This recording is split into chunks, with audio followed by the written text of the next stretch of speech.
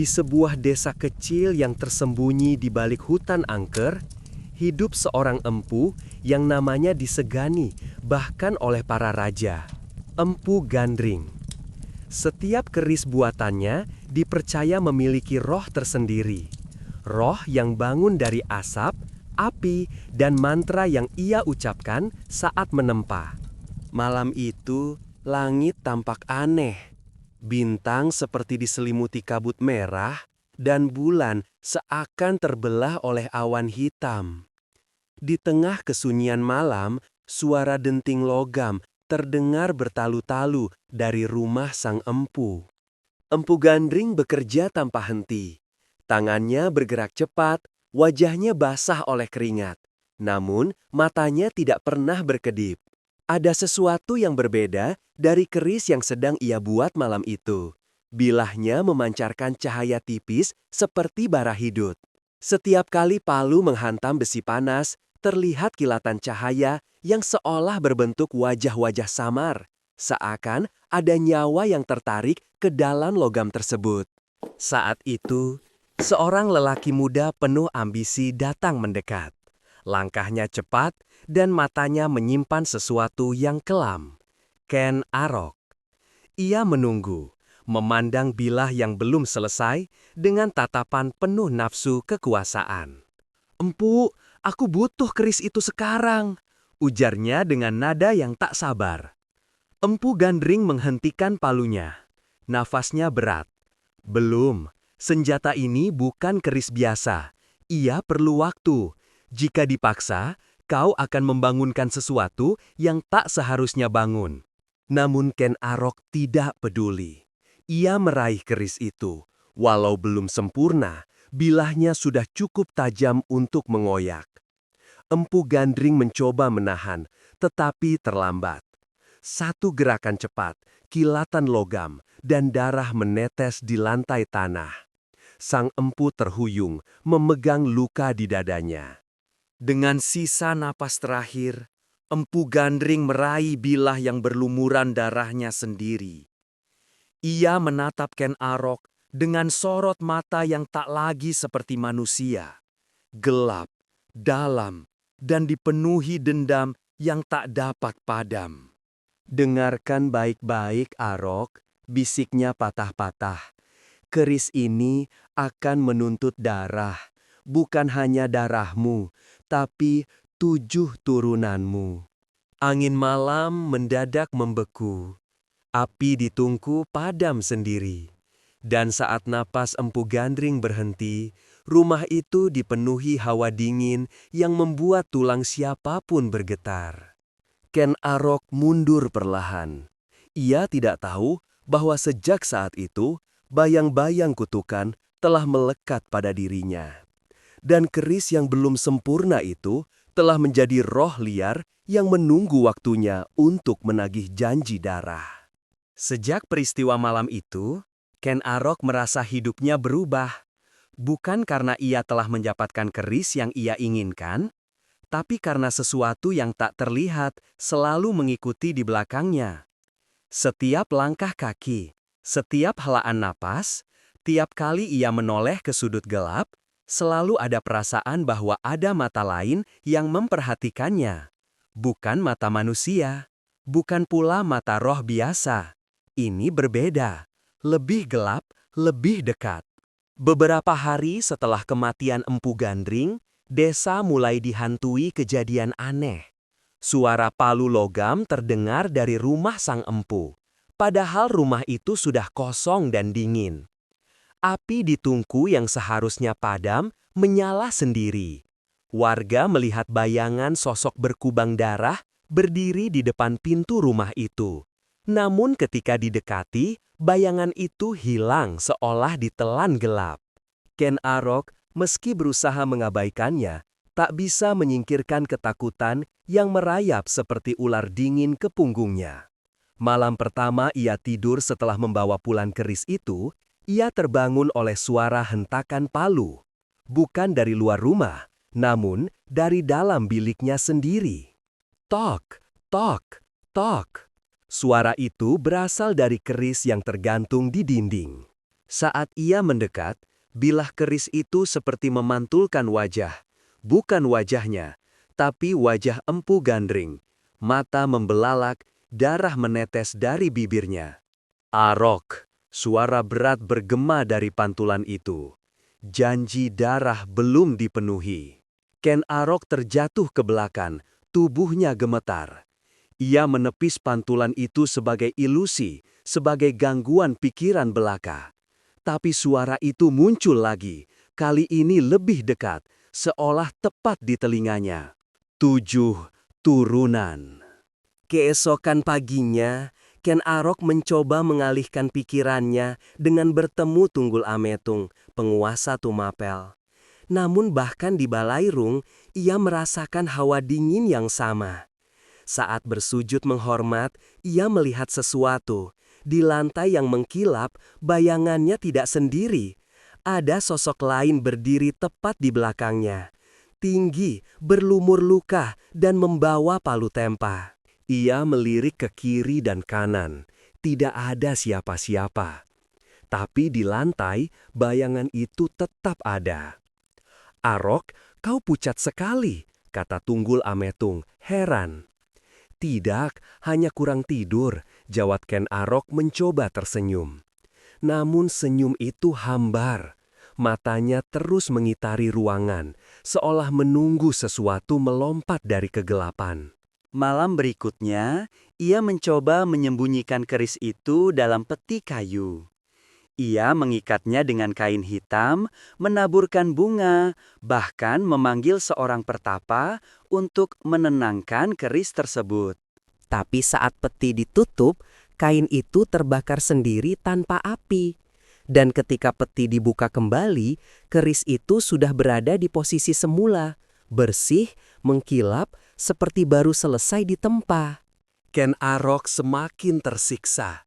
Setiap langkahnya ditemani bisikan. Setiap kesunyian diisi denting logam. Dan setiap bayangan menyimpan sosok sang empu yang menatapnya dengan mata penuh dendam. Namun yang paling menakutkan adalah satu hal. Kutukan itu belum dimulai. Yang ia alami baru sekadar peringatan. Keris itu masih menahan lapar, menunggu darah pertama untuk membuka gerbang tragedi 7 turunan. Malam itu, langit Tumapel gelap pekat. Angin berhembus aneh, dingin, seperti hembusan dari lorong kematian. Ken Arok duduk sendirian di pendapa rumahnya, telunjuknya mengetuk-ngetuk lantai kayu. Matanya merah, bukan hanya karena kurang tidur, tetapi karena rasa takut yang makin menumpuk seperti batu besar di dadanya. Keris yang dibungkus kain hitam ia letakkan di hadapannya. Ia tahu benda itu tidak akan diam malam ini. Tiba-tiba, pintu pendapa berderit. Seorang pemuda desa masuk dengan langkah tergesa. Wajahnya pucat pasi. "Tuan Arok, ada masalah di dusun," serunya terbata-bata. "Seseorang ditemukan mati." Ken Arok bangkit cepat. "Siapa?" "Seorang penjaga malam, tubuhnya terbelah, seperti dipotong oleh sesuatu yang sangat tajam." Jantung Ken Arok berdegup kencang, seolah hendak pecah. Ia langsung menuju lokasi. Di dekat gerbang desa, tubuh seorang penjaga tergeletak. Darahnya mengalir membentuk garis panjang. Luka di dada begitu bersih, terlalu bersih, seolah dipotong oleh bilah keris yang belum sempurna. Penduduk berkerumun, beberapa berbisik. "Senjata apa yang bisa membuat luka seperti itu? Ini bukan serangan manusia. Apa ini? Ada hubungannya dengan kematian Empu Gandring?" Ken Arok menelan ludah, tubuhnya gemetar. Ia tahu siapa pelakunya, atau lebih tepatnya, apa. Sejak kematian penjaga malam, Tumapel berubah. Orang-orang menutup pintu lebih awal, menyalakan dupa, dan menggantungkan bunga telon di depan rumah. Mereka tak tahu apa yang sedang mengintai dari balik gelap, tapi semuanya merasakan hal yang sama. Bahaya itu bukan milik dunia manusia. Sementara itu, Ken Arok mencoba menyembunyikan kegelisahannya dengan mengalihkan perhatian pada ambisinya yang lama terpendam, menggulingkan Tunggul Ametung dan merebut tahta. Ia berpikir, mungkin dengan kekuasaan, ketakutan akan hilang. Mungkin kutukan itu bisa terkunci oleh kejayaan. Tapi setiap kali ia mencoba menenangkan pikirannya, suara itu kembali muncul. Pada suatu sore, Ken Arok dipanggil ke Balairung. Tunggul Ametung ingin membicarakan urusan keamanan karena desas-desus kematian misterius mulai mengguncang rakyat Tumapel. Ken Arok berjalan dengan langkah berat. Setiap bayangan yang ia lewati tampak bergerak. Setiap sudut tampak seperti tempat persembunyian sosok berlumur darah itu. Saat memasuki ruangan, ia melihat Tunggul Ametung berdiri di depan jendela, memandang ke arah desa. "Arok," katanya tanpa menoleh, "aku mendengar keris yang kau pesan dari Empu Gandring sudah selesai." Ken Arok tercekat, "Belum sepenuhnya, Baginda." "Namun, sudah cukup tajam bukan?" Tunggul Ametung menatapnya penuh selidik. Orang-orang bilang, luka pada penjaga malam itu sangat mirip hasil karya sang empu. Ken Arok merasakan hawa dingin merayap di punggungnya. Ia ingin berbohong, tapi bibirnya sulit bergerak, seakan ada tangan tak terlihat yang menekannya. "Aku tidak tahu apa yang Baginda dengar," jawabnya pelan. Tunggul Ametung tersenyum sinis. "Aku harap kau tidak bermain api, Arok. Api bisa berubah menjadi neraka." Di saat ketegangan memuncak, Ken Arok melihat sesuatu dari sudut matanya. Bayangan Empu Gandring berdiri tepat di belakang Tunggul Ametung. Tubuhnya berdarah, tangan kirinya memegang palu, dan tangan kanannya menunjuk lurus ke Arok. "Darah kedua," bisikan itu terdengar, pelan tapi menusuk jantung. Ken Arok tersentak mundur. "Tidak, tidak sekarang," gumamnya dalam hati. "Kenapa kau mundur?" tanya Tunggul Ametung, heran. "Tadi ada..." Ken Arok terhenti. Bayangan itu lenyap. "Darah kedua," bisikan itu terdengar, pelan tapi menusuk jantung. Ken Arok tersentak mundur. "Tidak, tidak sekarang," gumamnya dalam hati. "Kenapa kau mundur?" tanya Tunggul Ametung, heran. "Tadi ada..." Ken Arok terhenti. Bayangan itu lenyap. Tunggul Ametung mendekat. "Arok, kau terlihat tidak waras. Jika kau punya masalah, katakan." Namun sebelum Ken Arok menjawab, keris dalam ikat pinggangnya bergetar. Pelan, sangat pelan. Tapi getaran itu menembus tulang, seolah keris itu ingin melompat keluar sendiri. Ken Arok menahan gagangnya. Tapi semakin ia menekan, semakin keris itu bergerak liar. Dari balik dinding, terdengar suara seretan panjang, seperti benda tajam ditarik melintasi batu. Balairung mendadak dingin. Api obor berkelip-kelip. Para prajurit saling menatap cemas. Ken Arok menelan ketegangan itu bulat-bulat. Ia tahu suara itu. Ia mengenal irama seretan logam yang sama seperti denting dari mimpi buruknya. Bayangan panjang menjulur dari celah dinding, bergerak perlahan, mengikuti suara itu. Seolah ada sesuatu yang merayap masuk bersama gelap. Ketika seretan itu berhenti tepat di balik tirai besar Balairung, seluruh ruangan membeku. Bahkan napas para prajurit terdengar berat dan putus-putus. Tidak ada kata yang terucap, karena semua orang tahu, apapun yang berada di balik dinding itu bukan dari dunia manusia. Dan Ken Arok, lebih dari siapapun, merasakan dinginnya menusuk sampai tulang. Ia sadar satu hal.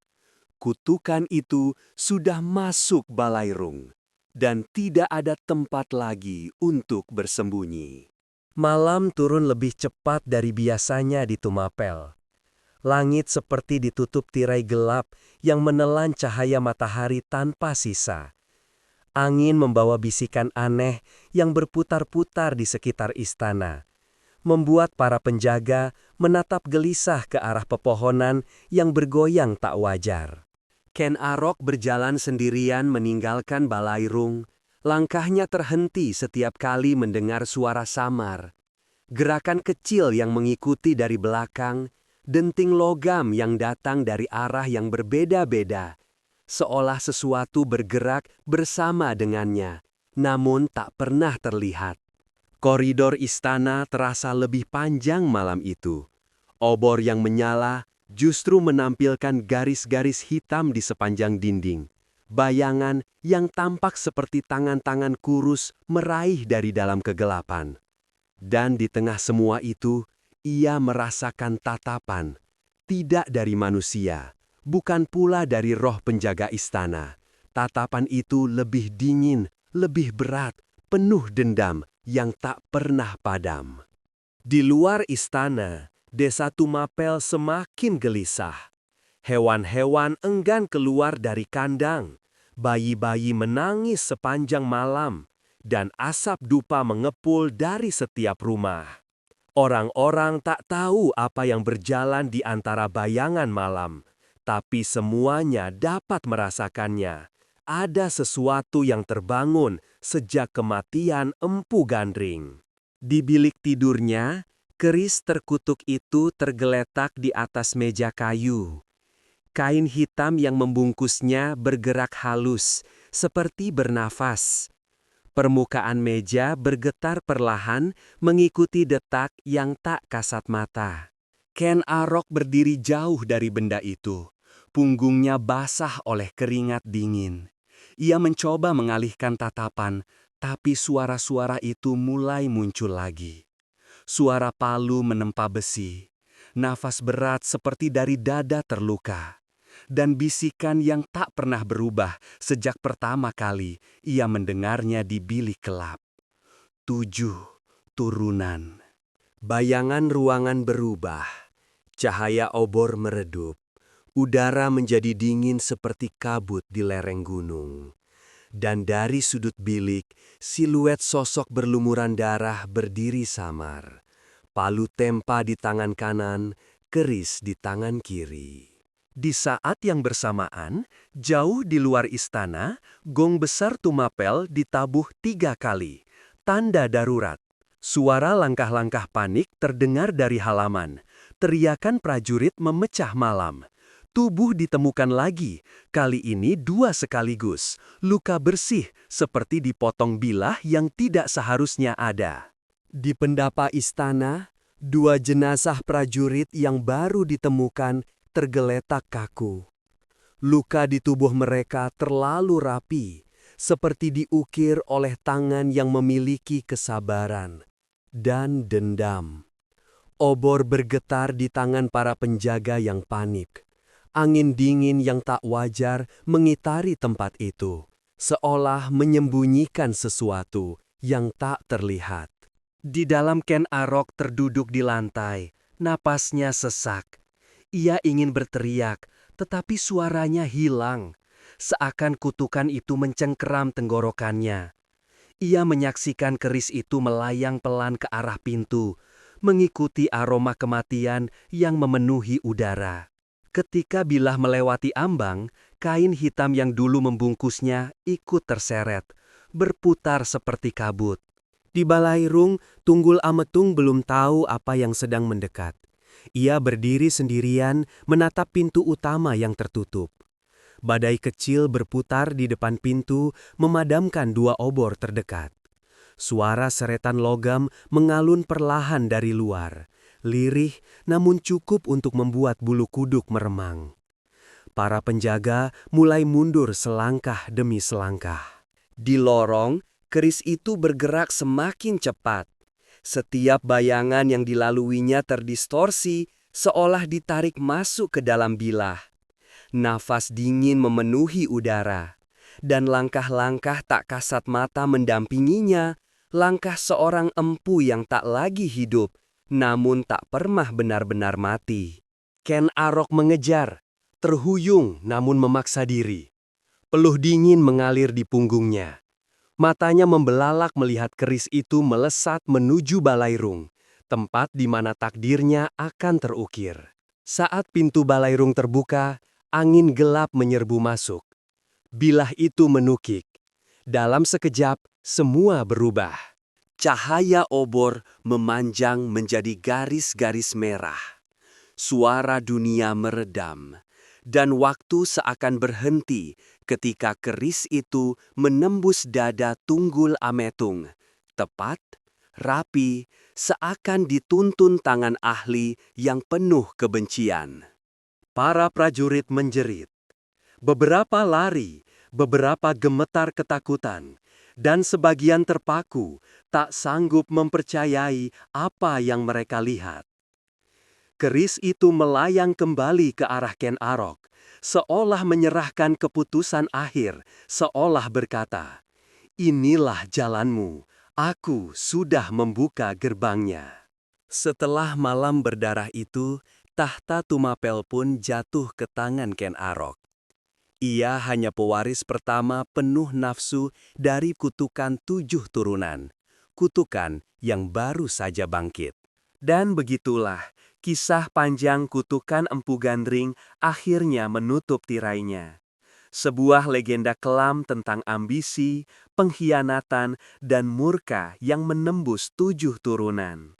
Dari Ken Arok, Toh Jaya, hingga raja-raja berikutnya, bayang-bayang keris itu tetap mengalir, menjelma pelajaran bahwa kekuasaan tanpa kendali selalu meminta harga. Jika kamu suka cerita seperti ini, legenda, sejarah gelap Nusantara, dan misteri yang masih berbisik sampai hari ini, maka jangan lupa like, subscribe, dan nyalakan lonceng notifikasi, agar kamu tidak ketinggalan kisah-kisah kelam berikutnya. Tulis juga di kolom komentar, legenda apa lagi yang ingin kamu kupas di jejak sang legenda. Sampai jumpa di perjalanan berikutnya. Salam, Jejak Sang Legenda.